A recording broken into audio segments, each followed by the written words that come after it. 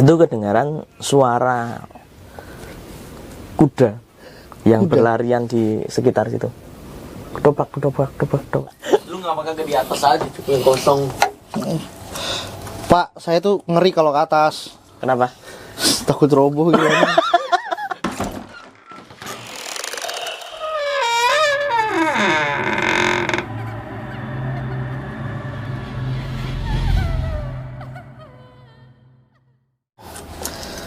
Mas Adit, Mas Ucup. ya udah gitu aja sih. Oke, terima kasih sudah mampir. Ingat untuk sisi keindahan alam itu dapat banget. Tapi kalau yang horor-horor itu lebih sering waktu naik gunung. Waktu ke Gunung Merapi, Gunung Lawu, Kebetulan yang paling menarik saat ini saat pengalaman di Gunung Lawu sama Gunung Merapi. Ya, itu yang di Merapi, setiap gunung kan ada pasar namanya, ada pasar setan. Setiap gunung itu ada pasar setan. Pasar setan. Iya, nyebutnya itu pasar setan. Setiap gunung pasti ada pasar setan. Jual beli gitu? Tapi tak kasat mata. Oke. Jadi bisa dibilang itu menurut legenda, menurut cerita warga sekitar ataupun dimanapun gunung Indonesia itu ada pasar setan. Itu ada pasar yang melakukan jual beli, tapi hanya berlaku untuk makhluk-makhluk tak kasat mata. Jadi kan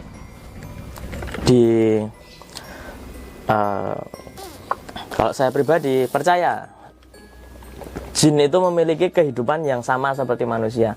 Mereka bisa berkembang biak, mereka bisa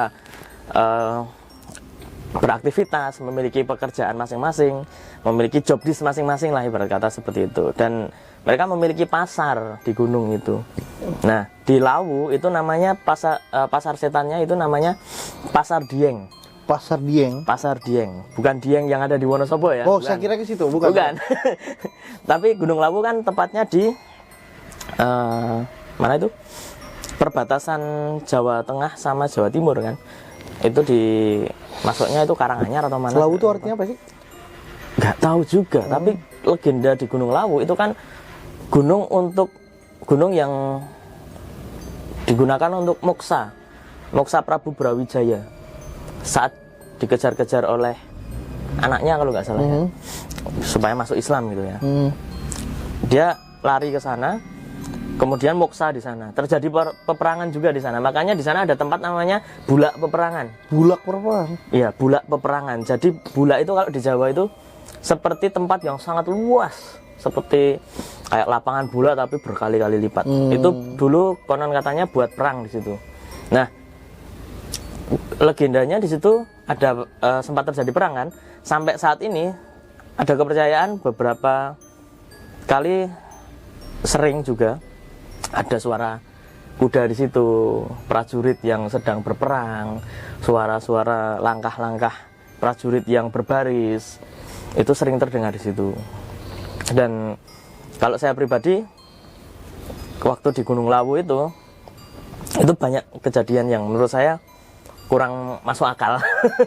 Kenapa? Apa tuh? Jadi di sana itu ada setiap pos, kan setiap gunung kan ada pos ya, pos 1, 2 dan lain sebagainya. Saya lewat jalur Candi Cetro, dan Candi Cetro itu memang sudah ada sisi-sisi mistisnya. Candi Cetro? Ya, namanya Candi Cetro. Di situ ada objek wisata namanya Candi Cetro. Kemudian juga di situ ada Candi Ketek juga. Ketek itu artinya kera. Kemudian ada kayak sumber mata air gitu, sendang gitu. Ada 7 kalau nggak salah. Itu kemudian di pos 2 yang paling menarik. Ini sempat saya kulik juga. Itu ada pohon di Gunung Lawu di pos 2 pos 2. Tapi via Candi Cetro ya. Kalau lewat jalur lain itu udah beda lagi. Ada pohon yang sangat besar.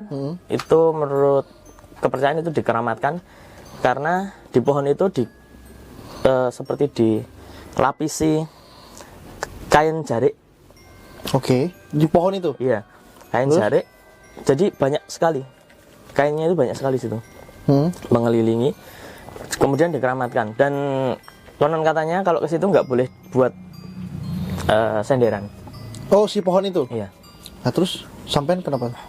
Nah, malamnya itu sebenarnya yang kejadian adik. Sebenarnya itu itu kejadian turun karena kita 4 orang yang salah satu sakit, nggak bisa lanjut turun. Sementara kita harus turun malam itu. Kalau nggak turun, kita dinyatakan hilang. Oke. Ya, karena kan ada jam-jam tertentu yang mengharuskan kita udah lapor kalau kita udah di bawah. Ya udah, kita dibagi 2 tim.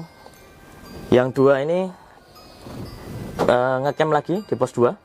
Yang 2 laporan ke bawah. Saya sama teman saya turun ke bawah laporan. Nah, itu malamnya sebelum mereka bikin tenda di situ, mereka bingung mau ngecamp di mana nih. Tempatnya udah jarang ada yang rata gitu lah ya kan, ngecamp harus di tempat yang rata. Udah sini aja, deket ini. Nah, konyolnya di sekitar situ ada, ya nggak konyol sih, maksudnya dia itu ngomong seperti itu di tempat yang tidak semestinya. Karena setiap pos itu ada seperti tempat untuk menaruh sesajen. Jadi di Gunung Lawu itu selalu ada sesajen di situ. Nah, dia itu bilang, udah bikin di sini aja. Terus adikku bilang, jangan, ini kan ada sesaji, nggak sopan lah ibaratnya, takutnya. Terus yang satunya bilang, alah udah nggak apa-apa, nggak usah percaya gituan, udah di sini aja. Nah, itu udah terucap kata-kata seperti itu kan, udah nggak usah percaya gitu. Nah, malamnya dengaran suara bakso. Enggak, yang di luar maksudnya. Jadi malamnya itu kedengaran suara kuda yang berlarian di sekitar situ. Ketoprak gitu. Dia lagi dalam tenda tuh. Iya. Terus kebangun. Terus dia itu pengen buka ini tenda. Iya, mau ngecek gitu ya. Ternyata nggak ada apa-apa. Oh, dibuka sama dia? Iya. Diintip gini kan. Tengok, ternyata nggak ada apa-apa. Memang ada pendaki lain di situ, ada yang ngecamp di situ, tapi jaraknya jauh-jauh. Dan mereka udah tidur semua, udah nggak ada aktivitas apapun karena itu udah malam banget. Itu salah satu kejadian. Dan di kejadian ini ente boleh percaya atau enggak? Oke, apa tuh? Soalnya ini yang melihat 2 orang, saya sama asisten. Ini masih di Gunung Lawu itu? Masih. Ini terus? Posisinya mau ke atas ini. Ini jadi kan laporan habis itu naik ke atas lagi? Enggak. Sebelumnya malahan. Ini kita waktu masih naik. Masih naik. Tadi kan cerita waktu udah turun. Nah, ini malah pas naik. Pas naik itu sebenarnya kita ada rencana jangan sampai kita itu jalan di malam hari. Oh, enggak, maksudnya yang tadi itu yang kondisi ngecamp di pos 2 itu artinya di gangguannya adalah suara kuda yang ada suara kuda yang mengelilingi tempat itu. Dan cuman itu doang aja ya? Yang dia ceritain cuman itu. Karena sampai bawah dia langsung cerita itu. Soal kuda itu. Iya. Oh, Tanyain gimana ngecamp malam kedua. Wah, gitu. Oh, oke. Artinya nih kondisi yang cerita ketika sudah lagi naik. Iya. Kenapa tadi itu? Jadi bisa dibilang kalau misalkan kita bikin thumbnail ya. Oke. Bikin thumbnail bertemu arwah pendaki. Wah. Arwah pendaki? Arwah pendaki yang hilang atau yang bagaimana. Karena gini, kronologinya ini maghrib nih. Maghrib. Kita jalan. Jalannya udah agak nggak terlalu jauh sih, tapi sempat ada belokan yang membuat kita nggak kelihatan. Loh, maksudnya? Maksudnya misalkan jalan nih, lu di depan, gua ada di belakang, lu udah lewat belokan gini nggak kelihatan gitu loh. Oh, oke. Kita sempet lost, jadi penglihatan bingung gitu. ya. Oke. Terus? Tapi cuma sesaat. Nah, itu ada pendaki yang naik nih. Ada pendaki yang naik. Yang orang lain nih? Orang lain, bukan rombongan kita. Gua kan setiap mendaki pasti ada di urutan belakang, jadi sweeper. Jadi tim sapu bersih, sapu jalan. Gitu. Terus ada pendaki lagi nih naik, tapi beda orangnya. Maksudnya beda face-nya itu sama pendaki yang tadi itu kayaknya beda banget lah. Lewat gini, Kebetulan dia bawa senter, gua belum ngeluarin senter. Ini posisi udah gelap. Udah, tapi nanggung lah mau ngeluarin senter. Nantilah. Kebetulan moto codotku iso ndelok. Oke, masih bisa ngeliat lah. Iya. Terus. Dia suruh depan, Mas, depan mawon, depan saja. Ini siapa, ini pendaki temennya atau orang lain itu? Nah ini pendaki lain. Ngomong gitu? Enggak, yang ngomong saya. Oh, Mas, ngajeng mawon, Mas depan saja. Dalam hati gua mikirnya biar dia di depan, ada yang pegang senter, jadi gua tinggal ngikutin aja. oke. Nah, udah kan? Lewat, cet. Dah, ketemu sama tim gua. Ketemu sama tim, ngobrol. Pendaki sing kayak mau wis anu po, wis munggah po. Pendaki tadi udah naik po.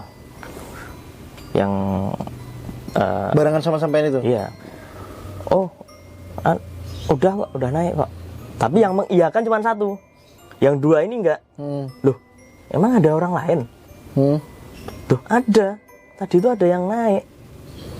Laki-laki bawa tenda, bawa keril, pakai senter, lewat. Yang lihat itu cuma saya sama ini, sama yang satu nih, satu tim asistensi sebenarnya, yang turunnya juga bareng sama gua. Terus, tek, kita saling tatap-tatapan nih. Loh, berarti itu tadi apa? Masa yang lihat cuma 2 orang? Yang dua lagi nggak lihat? Yang 2 lagi nggak lihat. Padahal jelas-jelas pasti terlewat. Karena setelah tikungan pada ngumpul di sini nih.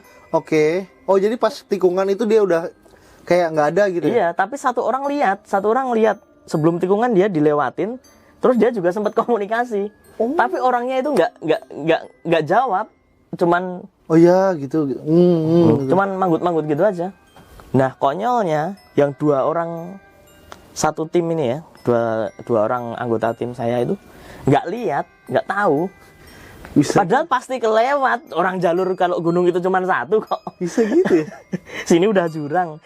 Belok gini ya pasti lewat. Nggak mungkin terus turun gunung, turun jurang itu nggak mungkin pasti. Wah, iya. Kalau dia turun gitu, Ya nggak mungkin. Makanya sempet, ya udahlah. ini benar nggak ya tujuannya? Tapi kan, iya ya, sampai ngobrol sama dia. Ngobrol, tapi memang nggak dijawab sih. Cuman ngomong itu doang aja, Iya. Mas depan aja gitu. Ya, Karena mau nebeng center. ya. Kebetulan waktu itu gua bilangnya pakai bahasa Jawa. Sempet kepikiran, oh mungkin bukan orang Jawa, nggak jawab, terus nggak tahu atau gimana kan. Mas, ngajeng mawon. Kalau bahasa Indonesia kan, Mas depan aja. Dia cuman langsung dah di depan. Tapi jalannya habis itu agak cepet, agak kabut, terus sempet nggak kelihatan. Tikungan baru nggak kelihatan, udah Hilang gitu. hilang karena tikungan gitu kan nggak kelihatan. Habis itu udah sempet tanya tadi yang di depan gua, asisten, orang tadi udah lewat, udah ketemu sama rombongan yang 2 tadi, yang salah satu tim kita juga. Mana nggak ada orang kok. Kan itu maghrib, jadi agak udah capek atau gimana. Wah, udah, nggak usah dipikir, dah. Udah, lanjutin aja gitu. Kita lanjut, kita nyari tempat camp, dah. Kita nggak usah mikir aneh-aneh. Kita nge-camp di Bulak Peperangannya. Sebenarnya target kita di depannya lagi ada namanya Gupaan Menjangan. Itu kita pengen di situ, tapi kayaknya waktu yang udah nggak mengizinkan. Kita udahlah. Mungkin ini peringatan buat kita istirahat aja lah, udah. Kita stop di situ. Gitu. Gokil sih. Mas, thank you banget ya Mas. Ini kayaknya udah lumayan panjang juga. Siap. Kita juga sudah harus ini. Mas Radit lagi. Nanti saya bawa boneka kalau Mas Radit. Bantal ini. Mas Radit, thank you banget sudah mau nemenin kita juga semalam, terus mau ngobrol lagi pagi. Ya, terima kasih juga udah. Kebetulan kos-kosannya deket ya. Terima kasih juga udah menyambangi Jogja. Waduh. Semoga nggak kapok. Semoga next time kita pasti akan dipertemukan lagi di waktu yang lainnya. Thank you Mas. Siap.